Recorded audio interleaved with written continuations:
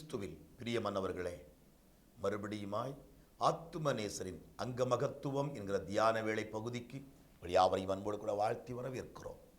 கிறிஸ்துவானவர் எனக்காக நமக்காக பட்ட பாடுகளை தியானிக்கும்படியாக விசேஷித்து கொண்ட நாட்கள் இவைகள். கர்த்தர் நமக்கு அதை ஆசீர்வாதமாக்கி தந்திருக்கிறார். தொலைக்காட்சியர்களாகிய உங்கள் ஒவ்வொருவருக்கும் கர்த்தர் இதை மேன்மையாகவே வைத்திருக்கிறார் என்பதிலே எந்த சந்தேகமும் இல்லை. இப்பொழுதும் இந்த நாளின் தியானத்திற்கு முன்பதாக எல்லாருமாய் தலைகளை தாழ்த்தி ஜெபிக்கலாமா?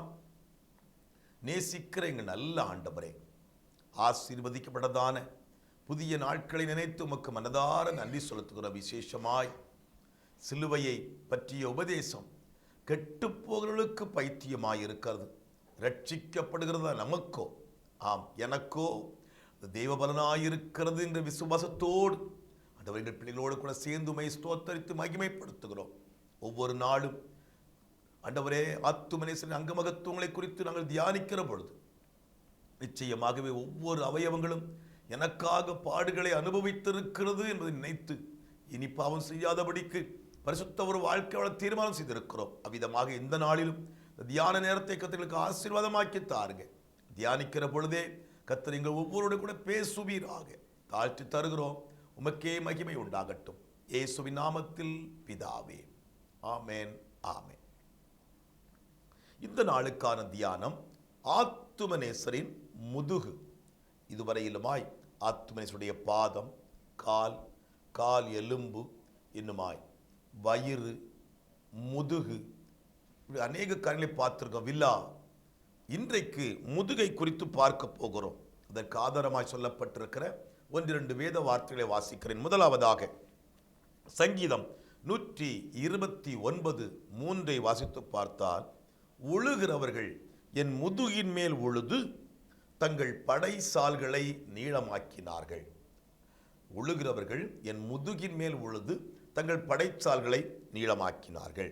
இரண்டாவதாக ஏசாயா 50:6 வாசித்து பார்த்தால், அடிக்கிறவர்களுக்கு என் முதுகையும் ஒப்பு கொடுத்தேன். அடிக்கிறவர்களுக்கு என் முதுகையும் ஒப்பு கொடுத்தேன். மத்தேயு சுவிசேஷம் 20:18-19 சுருக்கத்தை வாசித்தால், இதோ எருசலேமுக்கு போகிறோம், மனுஷகுமாரன் பிரதான ஆசாரியரிடத்திலும் வேத பாரகரிடத்திலும் ஒப்பு கொடுக்கப்படுவார். அவர்கள் அவரை பரியாசம் பண்ணவும், வாரினால் அடிக்கவும், சிலுவையில் அறையவும் புறஜாதியாரிடத்தில் ஒப்பு கொடுப்பார்கள். யோவான் 19:1 பிலாத்து இயேசுவை பிடித்து வாரினால் அடிப்பித்தார்.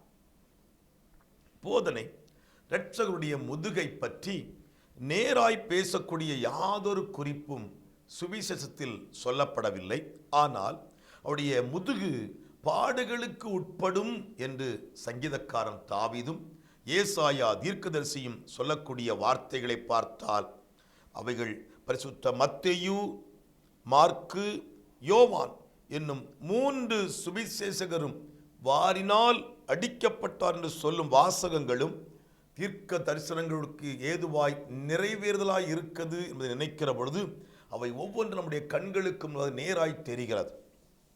ஏனென்றால் இயேசுவின் அவயவங்களில் மிகுதியான பாடுகளை அனுபவித்தது அவருடைய முதுகுதான் என்று சொல்ல வேண்டும்.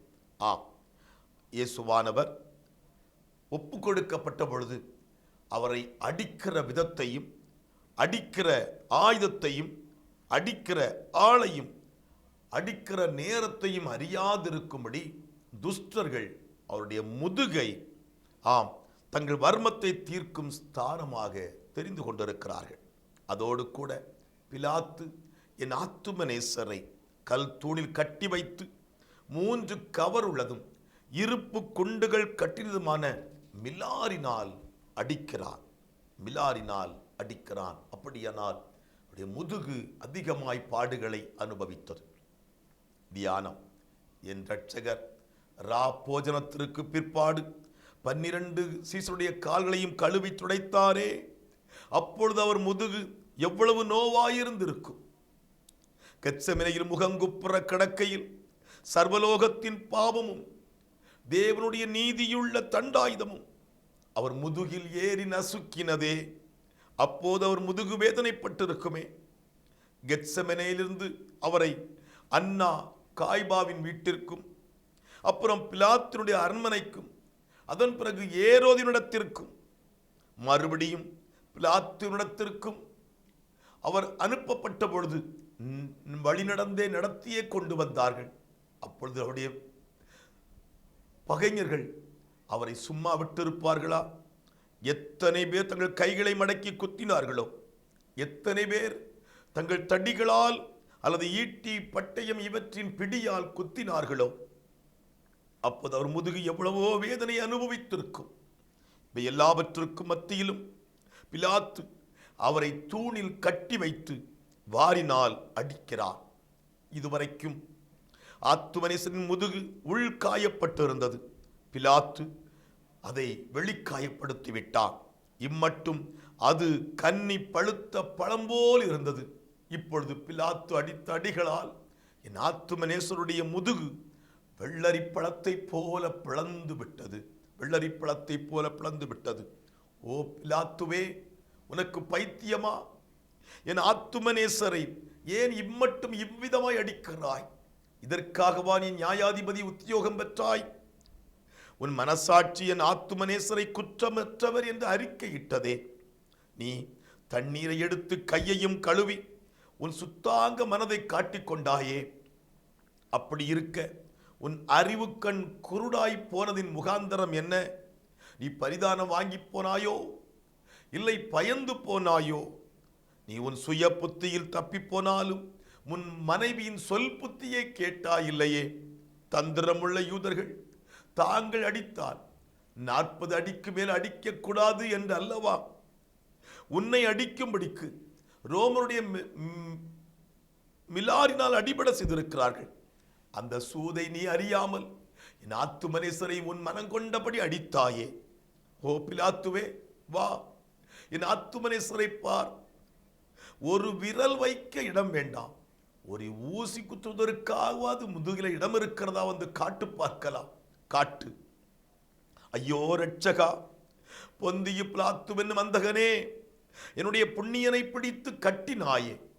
ரோமர் வாரினால் அடித்து வதைத்தாயே. பிலாத்துவே, எழும்பி நீ கிட்டவா. என்னுடைய பிரதானியின் முதுகை பாரேன். ரத்தம் பிரிட்டு பாய்கிறதை பாரேன். ரட்சகா, முதுகில் இப்படியும் அடிபட இடம் கொடுத்த அந்தரங்கம் எதப்பா?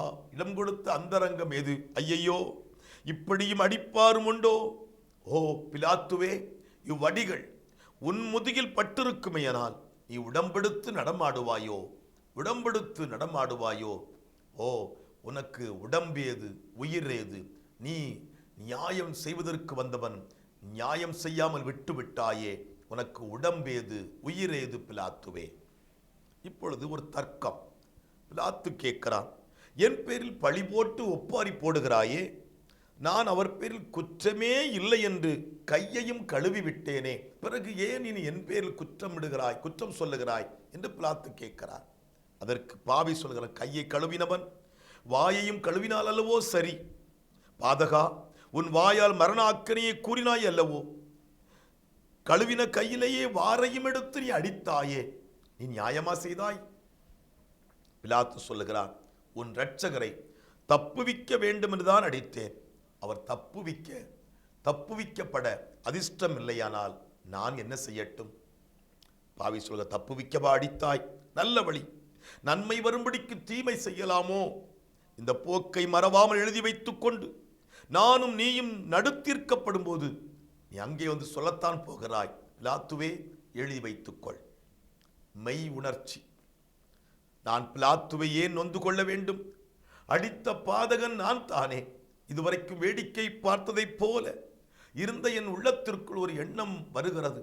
அடித்தவன் நான் தானே. அடித்த மிலாறு என் பாவங்கள் தானே.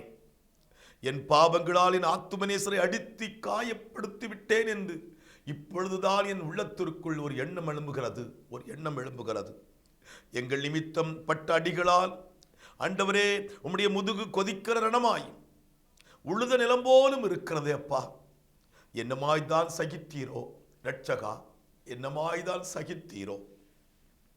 அன்பினால் சகித்தோம் பாவி, அன்பினால் சகித்தோம்.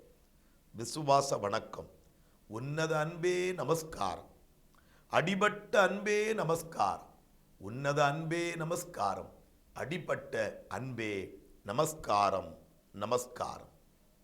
விசுவாச முத்தம். குரூரமான நிந்தையை சகித்த பரிசுத்த முதுகை, உம்மை முத்தமிடுகிறோம். உமது முதுகில் உள்ள ஒவ்வொரு காயத்திலும் இருந்து சுரக்கும் இரத்தச் சொட்டுகள் எங்கள் ஆத்துமா முகர்ந்து பார்க்கக்கூடிய ரோஜா பூவாய் தெரிகிறது. ஆம், ஆகையால் ஒவ்வொரு காயத்தையும் ஒவ்வொரு பூவாக நினைத்து இதோ முத்தமிடுகிறேன், முத்தமிடுகிறேன். மௌனம். கேட்கிறவர்களே, இப்பொழுது நீங்கள் குப்புற அல்லது சாஷ்டாங்கமாய் விழுந்து கொண்டு உதடுகளை அசைக்காமல் ஆத்துமாவில் இரட்சகர் உங்களுக்கு முன்பதாக அடிகளால் காயப்பட்டு இரத்தம் ஒழுகும் முதுகு உடையவராய் நின்று கொண்டிருக்கிறார் என்கிற ஒரு விசுவாசத்தோடு கூட அடிபட்ட அன்பையும் அடுக்கி உட்படுத்தின உன் பாவங்களையும் தியானித்து சிறிது நேரம் மௌனமாயிருந்து பெருமூச்சு விடுவாயா? ஜபிக்கலாம். அப்படியே முழங்கால் படியிடுவோமா? ஆத்துமநேசர் இரவு முழுவதும் 300 போர் சேவகர்கள் கையில் ஒப்புக் கொடுக்கப்பட்டார் என்று சொல்லுகிறார்கள். 300 போர் சேவர்களும் முதலாவதாக அன்னாவின் வீடு, பிறகு காய்பாவின் வீடு, அங்கிருந்து பிலாத்துவின் அரண்மனை, பிலாத்துவின் அரண்மனையிலிருந்து ஏரோது இருக்கும் இடத்திற்கு, ஏரோதுவின் அரண்மனையிலிருந்து மறுபடியும் பிலாத்துவின் இடத்திற்கு இரவு முழுவதும் 300 போர் சேவர்களும் என் ஆத்துமநேசரை முதுகை தங்கள் வர்மத்தை தீர்க்கும் ஸ்தானமாக்கி கொண்டார்களே. எவ்வளவாய் பாடுகளை அனுபவித்தவர். இன்றைக்கும் அதை நினைத்து அப்படியே முழங்கால் படியிட்டு ஜபிக்கலாமா? எங்கள் முன்பாக இரத்தமயமான முதுகை காட்டிக் கொண்டிருக்கும் எங்கள் தெய்வீக இரட்சகா, எங்கள் பாவங்கள் சாபங்கள் தீரும்படிக்கு இதோ உம்மையே அடிக்கப்பட ஒப்பு கொடுத்திருக்கிறீரே.